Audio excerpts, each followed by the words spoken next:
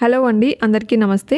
Engineering course పూర్తి చేసిన విద్యార్థినులకు బహుళజాతి సంస్థలు, పరిశ్రమల్లో ఉద్యోగాలు వెంటనే లభించేందుకు జేఎన్టీయూ హైదరాబాద్ అధికారులు కొత్త పంథాను అనుసరిస్తున్నారు. ఈ ఏడాది computer science, electronics, electrical engineering pass అయిన 40 మంది విద్యార్థినులకు నైపుణ్యాలు నేర్పించి 6 నెలలు ఉచితంగా శిక్షణ ఇచ్చి ఆపై ఉద్యోగాలు పొందేలా కార్యాచరణను రూపొందించారు. ఇందుకోసం బెంగళూరులోని ఎమర్టెక్స్ అనే ఐటీ సంస్థతో ఒప్పందం కుదుర్చుకున్నారు. విద్యా పరిశ్రమలను అనుసంధానించడం, డీప్ టెక్ డొమైన్లలో విద్యార్థులకు సంపూర్ణ అవగాహన కల్పించనున్నారు. శిక్షణ పూర్తయ్యాక ఒక్కొక్కరికి 4.5 లక్షల నుంచి 6 లక్షల వార్షిక వేతనం లభించనుందని అధికారులు తెలిపారు. జేఎన్టీయూ క్యాంపస్ అనుబంధ ఇంజనీరింగ్ కళాశాలల్లో చదివిన పేద, మధ్యతరగతి, ఎస్సీ, ఎస్టీ, బీసీ, ఈడబ్ల్యూఎస్ విద్యార్థినులను ప్రోత్సహించేందుకు జేఎన్టీయూ అధికారులు ఈ నిర్ణయం తీసుకున్నారు. క్యాంపస్ ఇంటర్వ్యూలలో కొద్దిపాటి తేడాతో